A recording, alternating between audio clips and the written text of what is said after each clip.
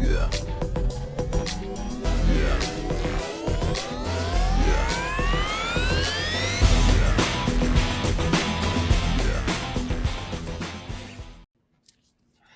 How's it going, everybody? We are live on the Cornerman with yours truly, Ryan the Mighty Quinn, and someone I've been looking to get on here for a while, Mike Mazzulli. Why don't you give yourself an introduction right now so I don't screw anything up here? No problem. Hey, thank you, Ryan, for having me. Actually, Mike Mazzulli, I run the athletic department for the Mohegan Tribe. Been doing it since 1998, 99. MMA is a big part here, as you know. And actually, Ryan, you fought here numerous times. I'm happy you're doing so well right now, and you've continued healthy and successful. But my quick history is back in 2001, I helped write the unified rules of MMA. And many years ago, UFC was in Nevada, New Jersey, and Mohegan until 2005. At which point, then every other state kind of got it, and tribes started regulating the sport. I love what I do. You know, a lot of people don't like me, which I really don't care. And I always worry about a fighter's safety, as you know, since you fought for us here. So that's kind of my shtick. I've been here for 26 years. In combative sports, I do all the sports at Mohegan, but combative sports is probably my name, my bread and butter. For sure. Now, I know you're big on fighter safety, not only in the cage, but at weight cut recovery and everything like that. And you make a point to let all the fighters know how to go about things correctly. So I can't thank you enough for that. So why I wanted to have you on here is I have been critical of MMA judging most of my career, but more so lately, and I have been critical on the show. But that being said, I wanted to discuss with you some of the disconnect that people like myself, fighters, and everyone may have, and we're going to start right at the top. Okay. First, I want to say that I'm one of the lesser fighters, coaches. I don't think you need to have been a professional mixed martial artist to be an MMA coach. I use this analogy. I have a titanium plate in my face from an injury I had in fighting. I didn't disqualify the reconstructive surgeon because he didn't suffer the same injury and experience the recovery. That's a good point. But he was an expert in his field. How does someone become an expert in mixed martial arts judging and deemed capable of judging a mixed martial arts bout? Well, it's interesting because, I started this off. I was actually a cop on a beat for many years. Then I was working as an investigator for the Mohegan Tribal Gaming Commission. So, you don't need to be part of MMA to become a judge. You need to learn what you're doing and how to judge with criteria wise. Do I think that fighters would be good judges and referees? Yeah, it's not a bad idea. We have some fighters that are good referees and judges, but you have to love the sport. And I always say, Ryan, as you probably know, years ago, I would say this probably to you too. There's people that are in the sport, and there's people that love the sport and love what they do. And that's what we do. That's why you have this podcast now after your career is over. You know what I mean? You love the sport and you wanted to make it better. And with that said, to make it better, we're always continuing. I remember years ago sitting down when Cabbage Patch fought Tank Abbott. And it was basically Tank Abbott would get on top of you and beat the shit out of you. And Cabbage Patch, and it's a whole different game than it was in 2002. You know what I mean? And you need to learn the sport. And that's it. Unfortunately, it's not like boxing. It's just not hands. It's everything.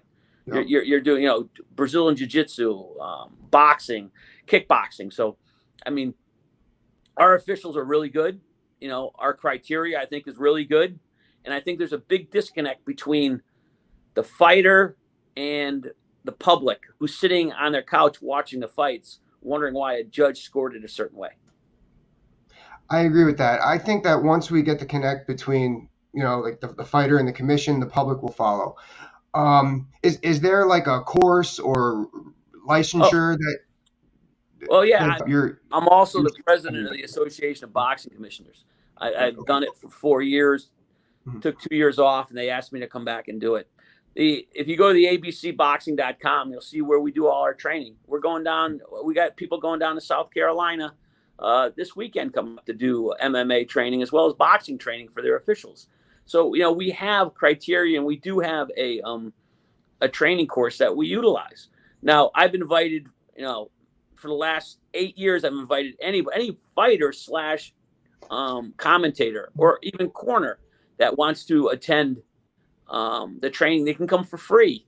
There's only been one guy that's ever done that, and that's Steve Farhood for boxing. No one else has ever. Yeah. They can sit on a couch and bitch and moan and complain about complain about the scores, and be a Monday night quarterback, like they call it.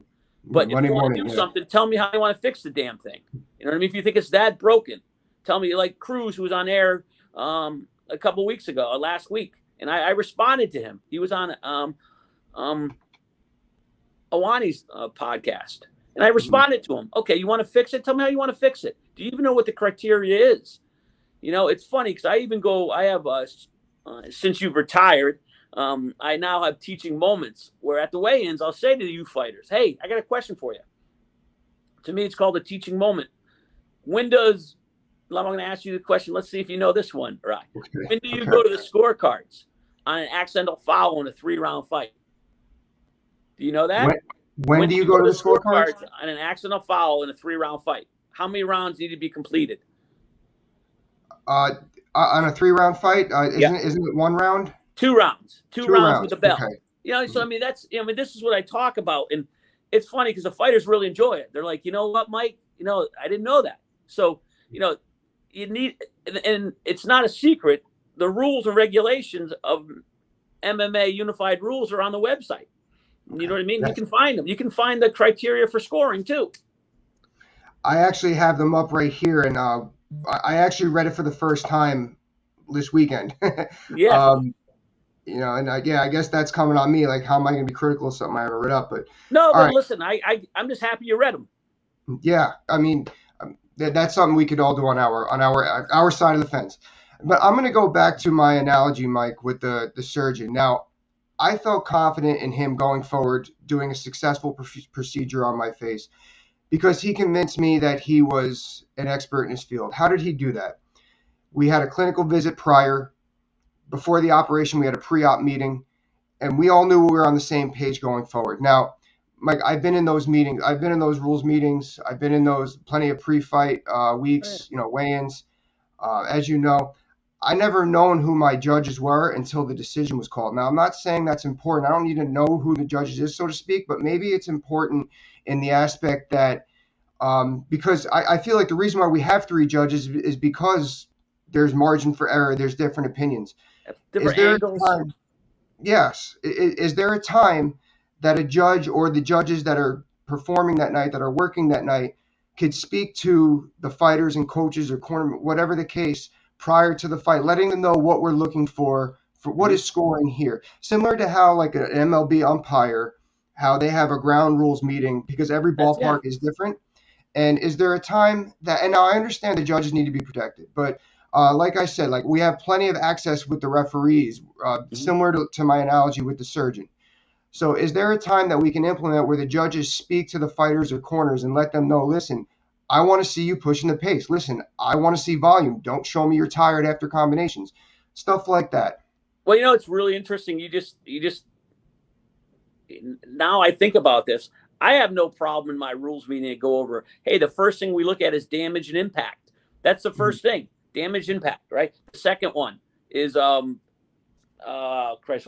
dominance. What's the dominance? And the third one, it's the 3 Ds, and the third one's duration. So those are the 3. Like everyone says, well, you heard Cruz talk about he stopped a takedown. You should get points for that. No, you don't. That's defensive. You're not going to get points for not taking for stopping a takedown. So that's something we can really talk about. I have no problem talking about the 3 Ds at my rules meeting. And damn, we call it. It says impact, but we call it damage now too because it's easier for you guys. What is considered damage? You can see the criteria and read the criteria and what the damage is. I mean, it's pretty self-explanatory what we consider damage. And just so you know too, like all my officials, I'll go through it. Eric Colon has a jiu-jitsu gym. Dave Torelli has a Tiger Showman's karate. Dave Peabody's a black belt in karate. Brian Miner's a karate guy and a jiu-jitsu guy. Mike Beltran's a brown belt in jiu-jitsu. Dan Margliotti had his own promotional company and also is a black belt in jiu-jitsu, as well as he was a stand-up. He was a huge Muay Thai guy. So for these announcers to sit there and say that the judges are not trained is completely inaccurate. Derek Cleary, Sal D'Amato, they're all black belts as well as jiu-jitsu guys. And with that said, you say, oh, there's a lot of problems, a lot of mistakes. Well, you look at Sal D'Amato and see how many fights he's done over the years, and the percentage of mistakes, it's less than 2%. I mean, of course, you screw up, you're only as good as your last fight. Yep. Just like when you fought, right? You're only good as your last fight. Yes, sir. Yeah. I think the concern is, I think a lot of the fighters and coaches want to see these judges and officials have fought mixed martial arts. Like I said, I know what you're saying. I don't particularly think that's. I think that everyone needs to go through. Like, I'm glad you invite people out there for that certification course. I think that's big. The right at the top, I did see something, but going back now, I'm going to bring up the rules here. Give me a second. Yeah, please. Right under judging criteria. Yeah. Okay. Judges shall evaluate mixed martial arts techniques such as effective striking / grappling. Now, if you stop there, that leads cause for concern because it looks like preference. Now, if you go down a little bit further, where is it? I knew this was going to happen. I should have highlighted it. Oh, it basically says in the order of which either one takes place. Yeah. Now, on the back, which is great because usually it's striking before grappling, usually. And now, but on the back end of that, to what Dominick was saying, is if somebody defends a takedown and then they hit a combination after, I believe that's a scoring motion. I believe that is a scoring situation. What is the judge's evaluation on that? Well, I mean, it's all depending on the location. We talk about 3 judges, and we look at that Holmes fight, right? And no one talked about this. And I'll answer a question in a second, but before I lose my train of thought, that Holmes fight, every single round was exactly the same. Mm-hmm. The only difference was round number 3, and Sal had it for Holmes. The other 2 had it for the Brazil. I can't pronounce her name, so I'm not going to. Kellen. Yeah. So, no one talks about how exactly the scores were. It's not, oh no, Holmes won the fight. Well, explain why Holmes won the fight when you had 3 judges that had it identical. And by the way, 3 weeks prior to that, they were beating up Sal for a bad score. They didn't say he had a good score this time. You know what I mean? Yeah. It's always when there's controversy, and that's very concerning to me. Like, the more fights you have, the more likely you're going to mess up. It's only mathematics. You know? Victim of success. I understand that. That. And I apologize if I went off the rails on you and didn't answer your question. But what was your question one more time, my friend? Okay. So Dominick was saying that you should be able to score if a takedown is stopped. I think that what leads that, like I say, let's put it in reverse. Instead of striking before grappling, in this case, it'd be grappling before striking, because let's say the fighter defends the takedown and then lands a combination or even just a punch. That's a scoring situation. Oh, absolutely. Okay. I mean, absolutely. If they stuff the takedown and land punches, absolutely, that's going to be scored. 100%. Right. Again, it goes back to impact and damage. Right. Let's talk. You talk about the Page fight overseas with Storley. Yes. Listen, dominance. Storley had dominance. The only round he did not have dominance was that 3rd round when Page was landing shots. And afterwards, Page said, listen, I lost that fight. Yeah, I understand it. Now, should the criteria be changed? Well, if Mr. Cruz or you or anybody wants to change the criteria, show up at the ABC meeting and let's talk about it. Okay. I'm not saying this is the end all be all of rules and regs, but we've come a long way from back in 2002 when it was all damage and it was always all punching. You know what I mean? Yeah. How often do you see somebody get mount and beat the shit out of somebody? No. You don't very often anymore, right? Because everyone's schooled in all the other disciplines. You're right. Now, going in that order, like we said, striking / grappling, and then you're scored within the order. Can you?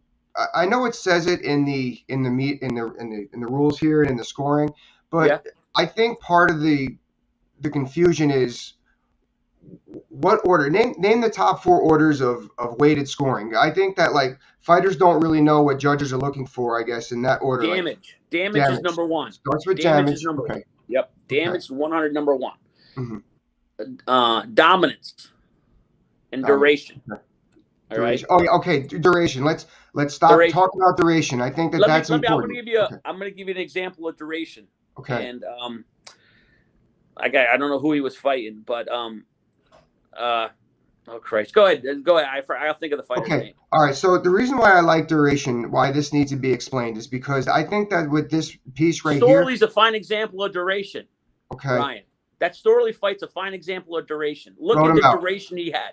Wrote him out. You can't, right? Right. Storley he had duration. And listen, did he have impact? He had more duration than impact for either fighter, except in that third round when Page had the impact over the duration of Storley wrestling him. Okay, what is the defining, like, duration versus impact? What needs to be done for duration to score more than impact then? Because impact is damage, correct? Majority of the time, like Storley had duration. He was controlling almost all the 5 minutes of the round, except that third round. Mm-hmm. And Page was up and he was landing blows. And and it's funny because Michael said afterwards in an interview, he said what we were trying to do was I was trying to tire him out. I wanted to finish him in the 4th or 5th round. And that was his thought process. Mm-hmm. And with that said, I felt like saying Storley's a wrestler. You were a wrestler. You guys don't get tired. You know what I mean? You guys, that's one thing when it comes to cardio you guys have. Mm-hmm. So, I thought it was really interesting. It was a great game plan by Michael. You know what I mean? But Storley just controlled the duration of every round except the third. And, another one is Bader and Congo over in where were we? Paris. Again, Bader. Bader said it in a post-fight interview. And listen, I listened to all this stuff. I hope you guys do too. Bader said, "Hey, listen, I was ready to bang with him, but I was doing so well with the wrestling and the grappling on the ground and just kind of leaning on him. That's what I did." And he won. Don't fix it. Yeah, it was boring. Listen, it was boring, but it's also it's a game plan that somebody has to do. I thought it was really interesting. Those are fine 2 examples of duration. Yeah, so I'm with that. Like, going back to what I was saying about like baseball, like the ground rule about the ball bounces into the stands. It's not fair. But it's like the necessary evil, I guess, because we got to keep it. Otherwise there's going to be too much gray. It is what it is with the wrestling. Now, here's the usual criticism I see on judges. These are the situations that I see it in. Yeah. We've had fights where people are prodding forward, so they're showing dominance or they're showing progression. Yeah. But their opponent is showing more volume and they're counter striking. So in that aspect, this is showing dominance, but this person, I guess, is showing damage. But even if they're not connecting, like I'm not seeing any damage on the face. And I feel like these are the fights where we lose connection on as to who's winning those fights. Like a few weeks ago, Andrei Arlovsky fought, and it looked like the other guy was doing well. I knew the judges were going to give it to Andre because he was prodding forward the whole fight. And his body language, this is something that is spoken about in there, his body language after reacting or recovering, his body language was on the money. So in that aspect, like, explain that. Like, I think that's the biggest. I didn't see that fight. I didn't get to watch that fight, unfortunately. Okay. But with that said, you also have to remember that a referee, the minute the fight occurs and you go out there, you and I are fighting, you go out there and you land a blow. Mm-hmm. Way I judge it is, all right, you hit me first. Okay, you got the 10-9. And we keep going until the damage is so excessive or the duration or the dominance is so excessive that it flips over the other way where I got the 10 and you got the 9. Okay. So that's kind of how it should work. But, everyone has their own judging. You'll see me after every fight, and I did it even when you were around fighting for us. We'd go over the scores. Yeah. And I'd ask the judge, what were you seeing here? Like, what did you see that made us not see it? What I do for at Mohegan is I judge along. So you're fighting somebody, and if there's a round that's so close, I'll put a question mark on it. And I would say 90% of the time, Ryan, 90% of the time, the 3 judges have it all one way. Now, there's every once in a while, there's a dissenter. You know what I mean? But I got you. Okay. so we were able to just talk about it after the fights. What drives me crazy too, and John McCarthy and I was in that room writing those unified rules with him, and John's the godfather of MMA, no doubt. He's a good friend of mine. I talk to him every once in a while about scores and everything. But when he was refereeing, he always said you could never judge and commentate a fight. Yeah. Well, now that's what he's doing. You know what I mean? And I understand it's good TV. I get it. I understand it. And I'm not. But sometimes I try to tell him, you're not helping the sport out by criticizing every move that happens. And you have some fans at home that are true blood like you and I, watch everything. Then you have some casual fans. And the minute you say that, oh, it's a farce, the judges are wrong, it's a corrupt sport, those casual fans are going to look somewhere else. They lean on John. Yeah, I know what you're saying. And it's not just John, it's everybody too. I give Steve Farhead a lot of credit, and I give Showtime a lot of credit because Steve does not commentate when he's judging. If you watch boxing, Steve scores it, but he also scores it as a judge. Yeah. And I give him a lot of props for that. Okay, now here's the other thing that I think the criticism comes in at, and I've seen this too, where inconsistency. I'm not talking on a night-to-night basis. I'm not talking 1 week to the next week. I have seen nights where the judges scored one fight in the prelims differently than a fight that went similar on the main card. That could be due to a lot of things. That could be due to, maybe judges get fatigued. How many judges are on staff the night of a fight, and do they alternate in and out? Do they get a break? It could be fatigue. Well, at Mohegan, I use a lot of judges. We probably use anywhere between 6 to 8, depending on the size of the show. And I got to tell you, there's times where a judge was wrong on an undercard. He was supposed to do a main fight, and I pulled him. And I actually have an Excel spreadsheet, and Andy Foster and I from California talk every day. We rank our officials. That's what we do. We rank our officials, and and the way I rank them is I give a number. So if you're 1 through 3, if you're on the same side with every judge, you get a 0 for that round. All right. If you're a dissenter, you get a 3. If it's a split, you get a 2. All right. Okay. I tally up the numbers, and the ones with the lowest numbers are the ones that are usually always on the mark. And again, but you got to remember too, the more fights you do, the more likely you're going to be criticized. Look at Herb Dean. Herb Dean's one of the best in the world. But you'll hear Dana flipping out on him every 6 or 7 months. But Herb's done 80% more than any other referee in the business for UFC. So you got to take that in consideration. We're only human, like any other sport. We're only human. If you could find a computer to do the scoring, I guess you could do that. But you got to give these officials a break. They're doing it for $1,400 for a big show. Right. I have reality fighting coming in next week, and these guys are making $350. $300. They love the sport, but sometimes I wonder why they're even doing it. Because boy, they get crucified. In the last 2 weeks, 3 weeks. No one talked about Sal doing a great job in that Holmes fight because everyone disagreed with the score. But every single round was the same except one, and that was a close round. Did you watch round 3 again? I did. Actually, I did a video on it, and I thought that Ketlin won that round. I thought I said why. I got to go back. It's on video. Okay. So that's great. That's what our guys do too. We have monthly trainings. These guys are.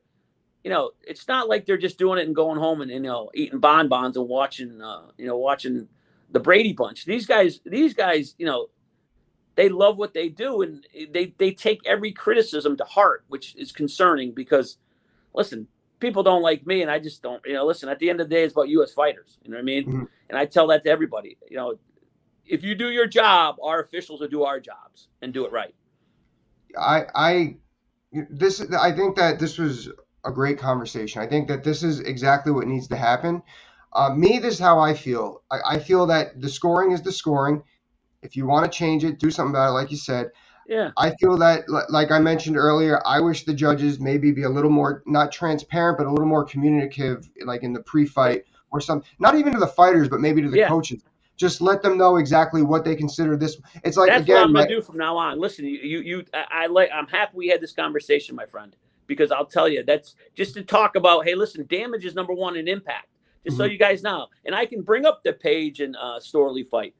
There was no impact, and it was all duration, right? He had it was all duration. I don't even think Storley landed a punch to his face, and I'm sitting there watching and saying, wow, this is just crazy. And the Bader fight, another one. And actually, I was thinking about who's the Beeb? Ben Saunders. Ben Saunders fought here years ago for Bellator. Oh, I remember. And he was on his back. And somebody was in mount. And he had, I think I counted 22 submission attempts. And he won that round on his back because the kid he wasn't landing a punch. Ben was, but that was impact by Ben because he was doing all these submission attempts. Nothing Absolutely. Yeah, that's one thing that I wish the fans would like. Grappling is part of it, and grappling is a big part of it. And I'm with you on that. Like 22 submission attempts in a round. Wow. I don't even know. He ended up going back to UFC and he fought. I love it. He's one of my favorite fighters to watch. You know what I mean? Yeah. And you have favorite fighters. I have favorite fighters. But we at the end of the day, the judges are going to judge the way the criteria is. It said I've had a couple of judges where they were off. And I said, listen, and one of my judges said to me, well, I'm reading the criteria. And sometimes I say, sometimes the criteria will make you more confused than it will help. Let's change one word of impact. Let's call it damage now.